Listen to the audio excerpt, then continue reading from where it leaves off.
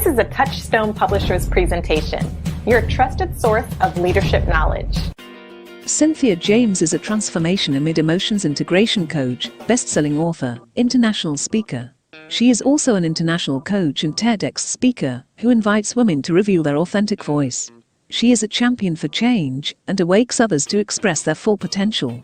Cynthia supports female entrepreneurs to move to the next level. She also is training coaches for emotional integration. Please welcome Cynthia James, a person that is making a difference on a worldwide basis. Well, good morning, everybody. Those who know me know that's my tradition. I don't care what time of day it is, it's always good morning. But we'll make it straight. Good morning, good afternoon, good evening. Welcome. And I want to welcome a very special guest today that I don't know how we're doing it, but we're getting some great thought leaders together. Miss Cynthia James, welcome and thank you very much for taking the time. Oh, Glenn, I'm so happy to be with you. Thanks so much for the invitation. Well, thank you. Now, I have tons of questions, so I started kind of cheating just a little bit. So I make sure I respect everybody's time here and not go forever, but I got to go with that very first question. What's unique, powerful, kind of neat to know about either you, your Tedx, or your company? Oh my gosh, I could talk for an hour. Okay, so Great. What's unique? I'll just start with the title of my Tedx. The past does not define us. And so that is the foundation of my work, that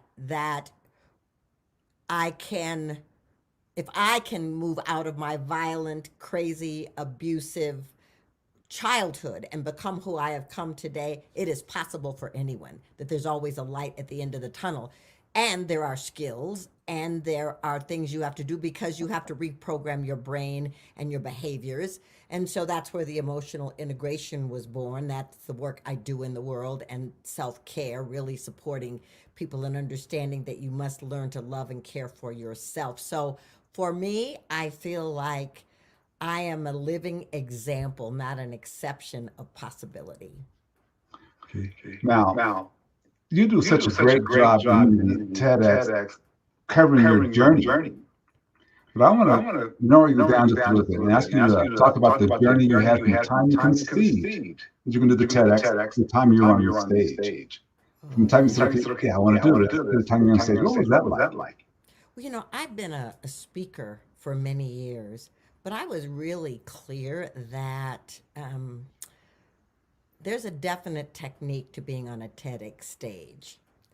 And so I went looking for a TEDx coach.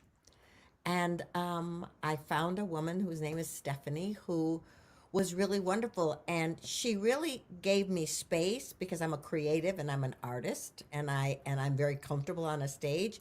She gave me room for that and then helped me focus it so that I could bring the information that could make a difference to people and still be my authentic self. How difficult was it for you to come down from a normal talk to an 18-minute talk or less? Not easy. But you know what? What I loved about it was it made me really hone in on what is the message that I want to deliver. And how do I want to deliver it, and how can it have impact on the people that are in that audience? Wow. I know that was a hard work for a lot of people. So I just kind of like to talk about that to get things started, where people can know a little bit about you. One person said that's the best part, is to hear about the person's backstory. But I got to ask you about something that I hear oftentimes. People talking about authentic voice. What is that? The voice isn't just the sound that you hear. For me, the authentic voice is the energy, the essence that you carry, and that you are able to articulate it and share it with others. And sometimes that's a joyous experience that people love, and sometimes it's an experience that people don't like because you are saying things that resonate with you but don't support their ideology. Okay. So when you're having people, and I know you usually work with women, Yes. just because I think, well, I do don't help everyone, but does women have more of a problem with that authentic voice? Is it culturally more difficult for them than you think?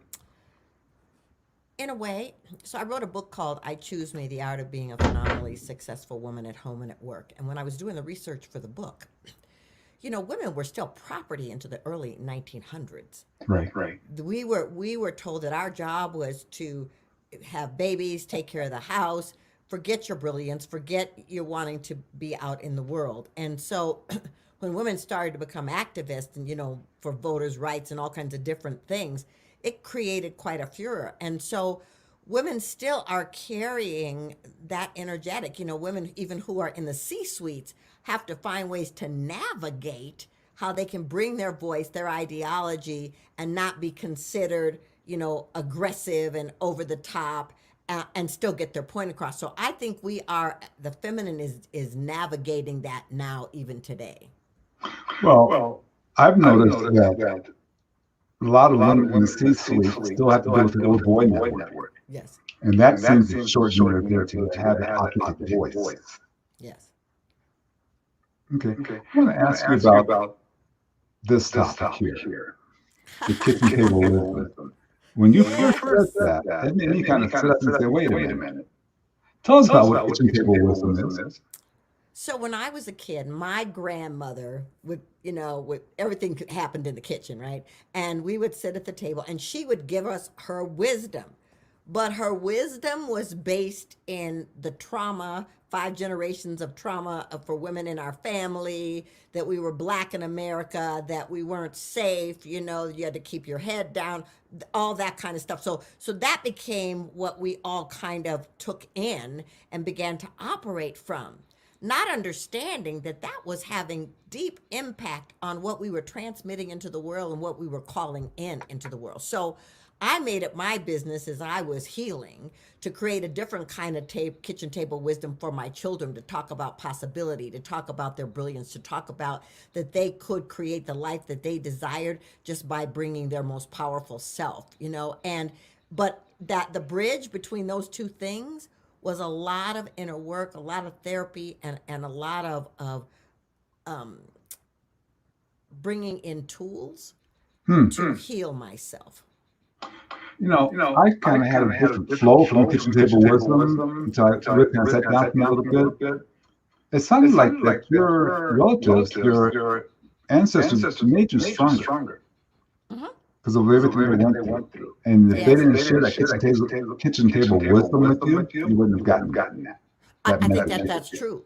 I think the balance becomes, though, that if you only look at the negative aspects, the women in my family were all strong. But if you only look at the negative aspects, then you begin to integrate that.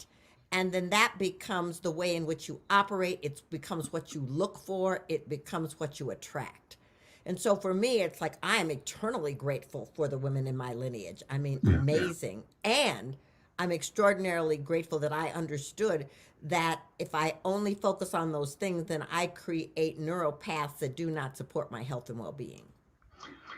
You told the story, and I would like to kind of figure out, how did you decide, or how do you think your grandmother found the strength to support you in your journey to say, hey, let's go see this play, let's go do this, let's go do that? What do you think your grandmother, because that was a little bit different than you can't have because you're a woman. So my grandmother was a risk taker, and she was a possibility thinker, and she saw me. She saw that I was a creative. She saw that I had spark. She saw that I had charisma. She also saw that if we just stayed in the confines of the Black community in Minneapolis, that I wasn't going to reach my full potential. So she took me to see, plays where there were Black actors. She took me to see concerts where there were singers. She took me to places where I saw healers. She really, and she encouraged me to step outside of the comfort zone of my community and explore. And I think it was because for her life and the life of my mother, a lot was about survival. And it was like, what if your life isn't just about survival? What if it's about creativity? And I think that that's what she wanted to do. So when I told her I wanted to be an actress, she said, great. When I told her I wanted to be a singer, she said, great.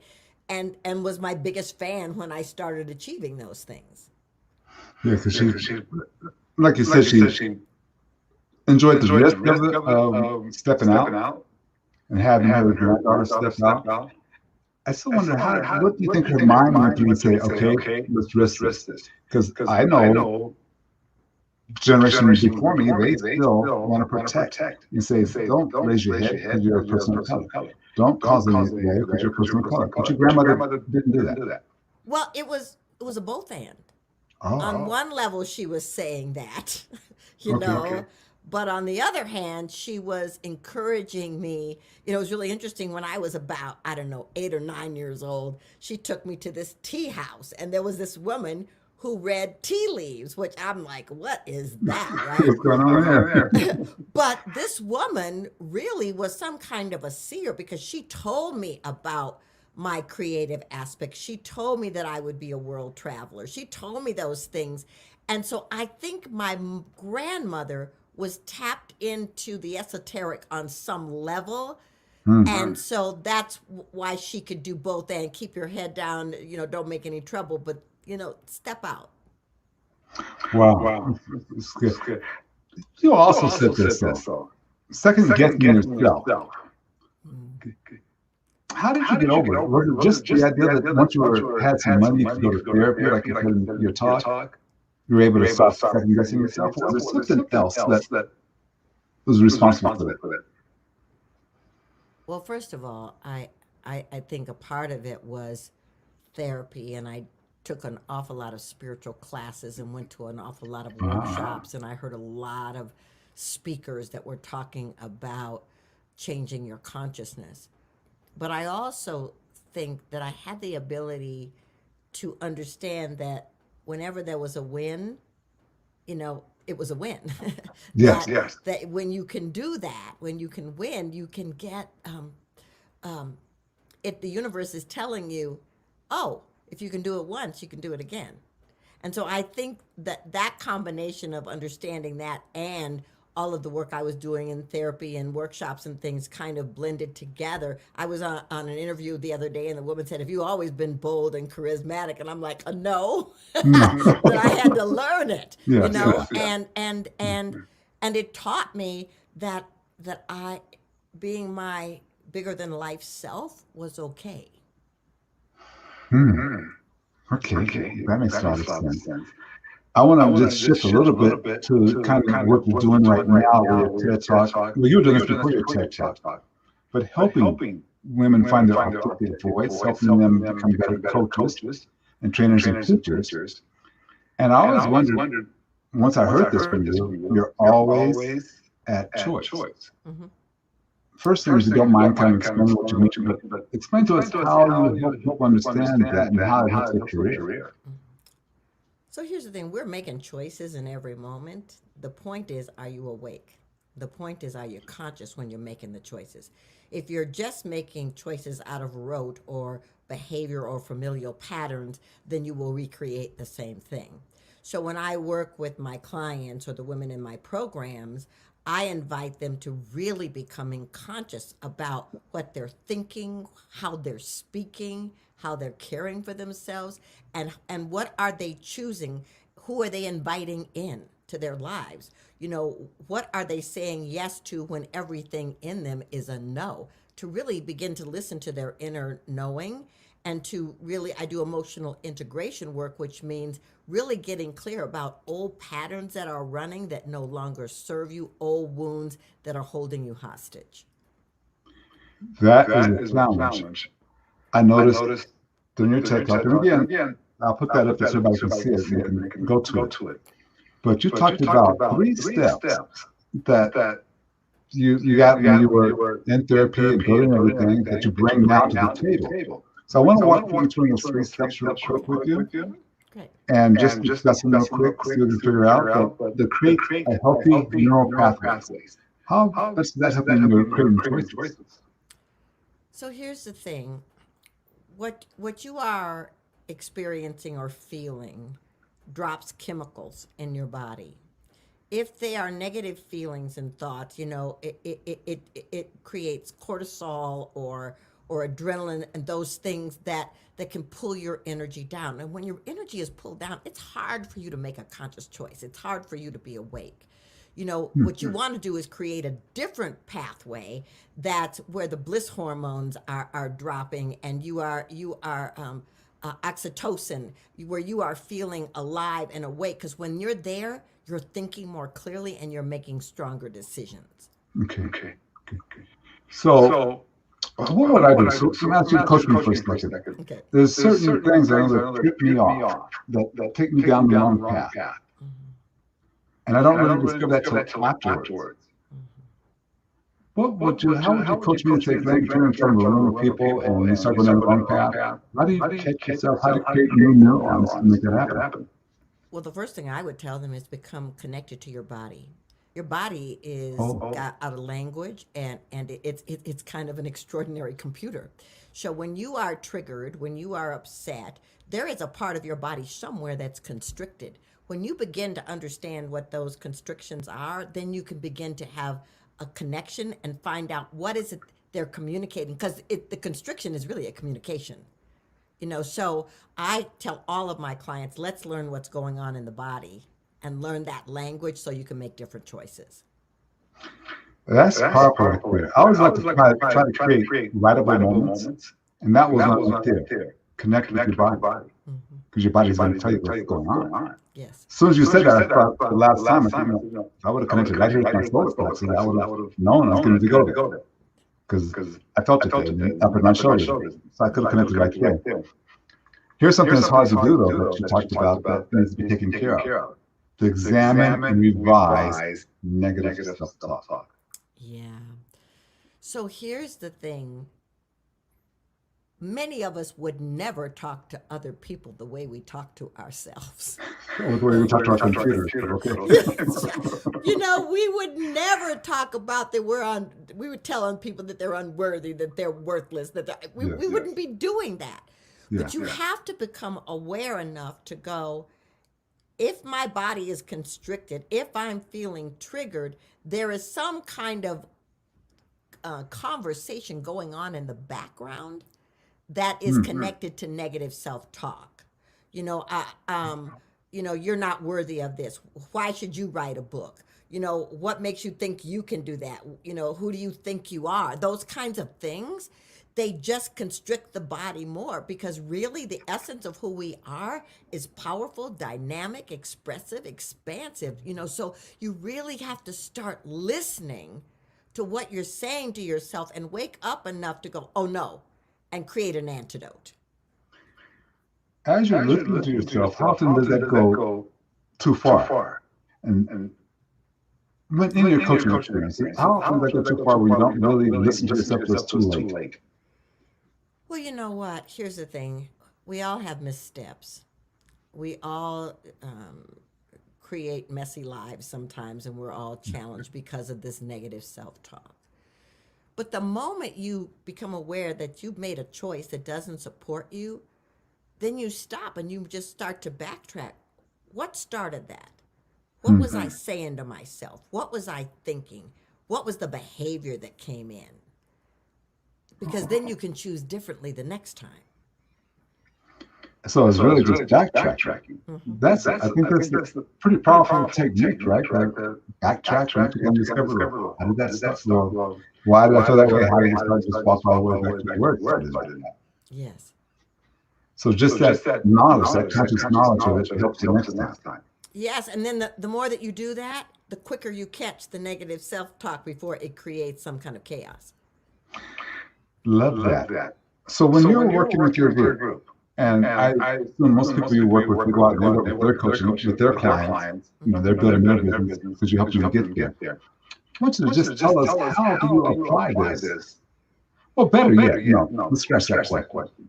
How did you apply this to your book? You have 4 books now? How did you apply all this to yourself? Number one, to beat this idea of, I can't write books, I should write books. No one wants to read them. To say, hey, I'm not even sure. Well, right. The first thought was like, well, what am I going to say that's different than anybody else? Who's going to want to hear my words, blah, blah, blah, blah, blah. But here's the thing. I feel if if you're doing a book or a talk or whatever, somebody needs it. Otherwise, it wouldn't be a calling in you. Somebody needs to hear those words. Somebody needs to connect with that energy. And so that's what I said. I said, if I only touch one person, then I have fulfilled myself. And so my job is to just be as authentic, as connected, as in excellence as I possibly can, and then leave the rest up to the universe of whose hands it needs to get into. The first book I wrote, What Will Set You Free, I was all excited. I thought I was going to be touching millions of people, and 6 people came to the workshop. but today I'm still selling, and I'm using that book to train my coaches. So you never know the journey and the trajectory of what you are creating. Your job is to just say yes. Okay. That's another right there moment. Your job is just to say yes. That's all you have to do, just say yes. That's right. So if we take that from coaching to leadership, your job is to say yes to make your team find things faster, easier, and be more productive. Yes. And to show you. Okay, I'm sorry. Go ahead. No, I was going to say the women that are in our AWE program, the Academy of Women Entrepreneurs, they're all entrepreneurs. And so we have a lot of different areas, but one of the areas is leadership. And it's like, how do you become a conscious leader? First of all, you have to be conscious within yourself. And then you have to model for your team what you want. You can't just go in there and be the boss. You have to be the thing you want from your team. So we really work a lot with them on really bringing consciousness, vulnerability, clarity, and having really powerful conversations and managing conflict in a way where people feel heard and understand the expectations. And this is all inside of your coaching program. Yes. So you've created it for entrepreneurs, but it's not to me that you're a perfect fit for our audience. For that level, the C-suite woman. Mm-hmm.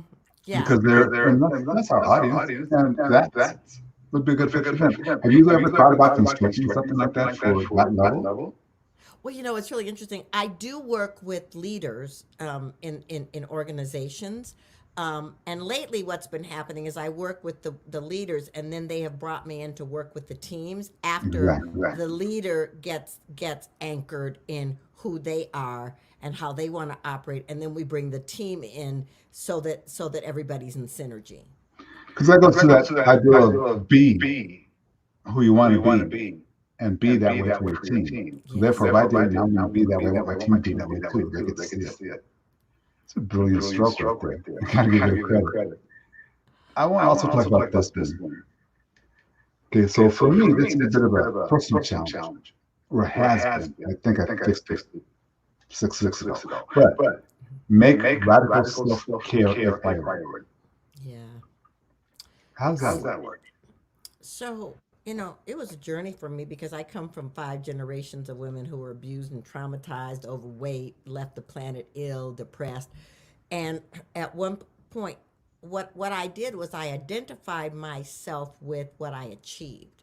So I would work more, work harder, push. And my adrenals went kind of crazy. Mm-hmm. And I had to take a sabbatical. And in that sabbatical, what I discovered was, first of all, that my identity was connected to what I did, not who I was. And then the next part was I wasn't taking care of myself. I wasn't eating the way I knew I needed to eat. I wasn't exercising the way I knew I needed to exercise. I mean, I've been meditating for many, many years, but spiritual practice hadn't become the priority. And what I said was, if I don't do for myself what I am teaching others, then the body temple is telling me it will sit me down. And so radical self-care became the priority. And I think it's the priority for everyone because you only have this body. So the clearer you are mentally, emotionally, physically, spiritually, depends on how you care for yourself. And sometimes that means learning to say no.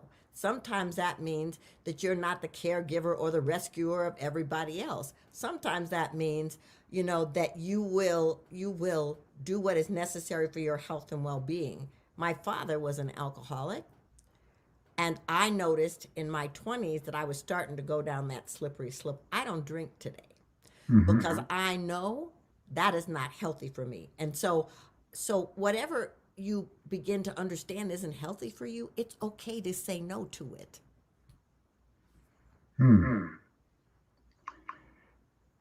That though leans on the area of being selfish. If you're going to make your own radical, how do you get past that? Well, I don't, why is selfish a bad thing? I mean, I feel like if you are caring for yourself, that is not selfish.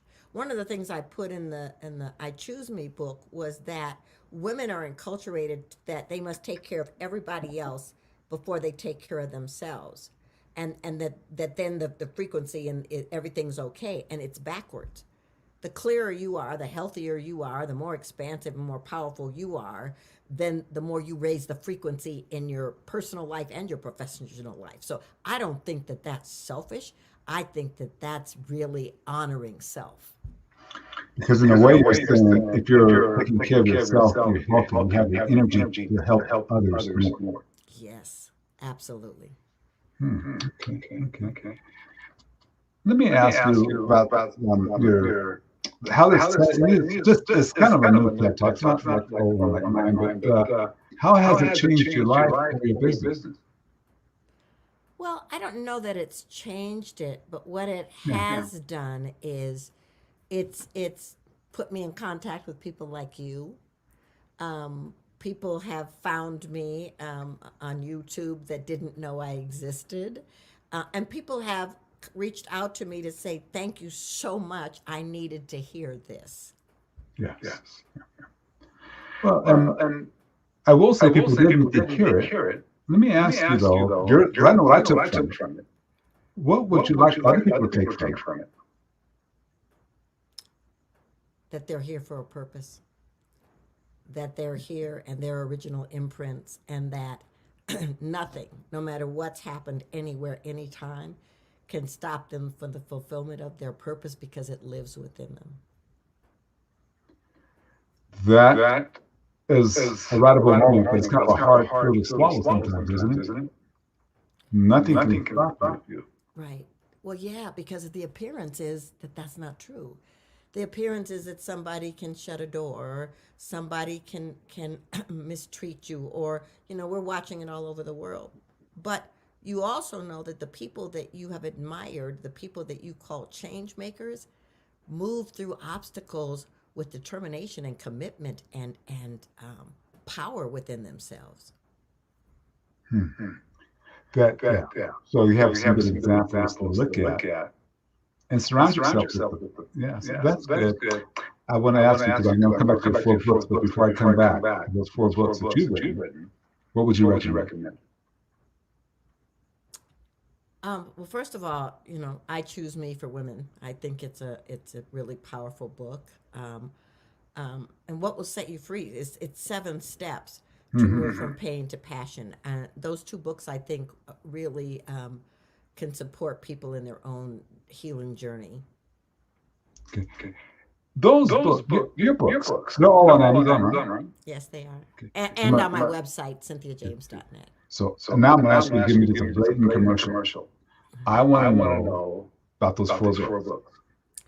So what will set you free is moving from pain to passion in 7 steps, and it really takes you from your story that's defined you to learning to reclaim yourself and radical self-care. It's like with forgiveness and letting go of secrets and standing in your power. Revealing your extraordinary essence it's like every single person has within them encoded an extraordinary original imprint. So there's a lot of steps and a lot of tools in there and a lot of affirmations to support that. My 3rd book is a children's book. It's called You Are Loved. And it's really the story of a little girl who actually love brought her to the planet, and no matter what she went through, that the universe continued to tell her that she was loved. And then the last one is I Choose Me, the art of being a phenomenally successful woman at home and at work. And this is that you don't have to be different in your work environment than you are at home. You can bring your most authentic, powerful self to every arena by understanding who you are, finding your voice, and standing in your power. So you have 4 books that answers a lot of challenges there. You see they're on Amazon and on your website as well. Mhm. One more commercial for you. I want to know, how do people get a hold of you to sign up for coaching? I mean, just sit down and talk with you. Just say, hey, am I a good candidate for your coaching? Yeah, so cynthiajames.net is my website. You can actually sign up for a 15-minute complimentary discovery call. We'll talk about what's going on with you, what I do, and see if it's a fit for you. And and I also, I'm on all the platforms, and you can see a lot of different things. But that's the easiest way to get to me quickly, and on my website to see what I do. Okay. Perfect. So I'm going to start wrapping up here with one of my favorite questions. What questions should I have asked you that I didn't ask you?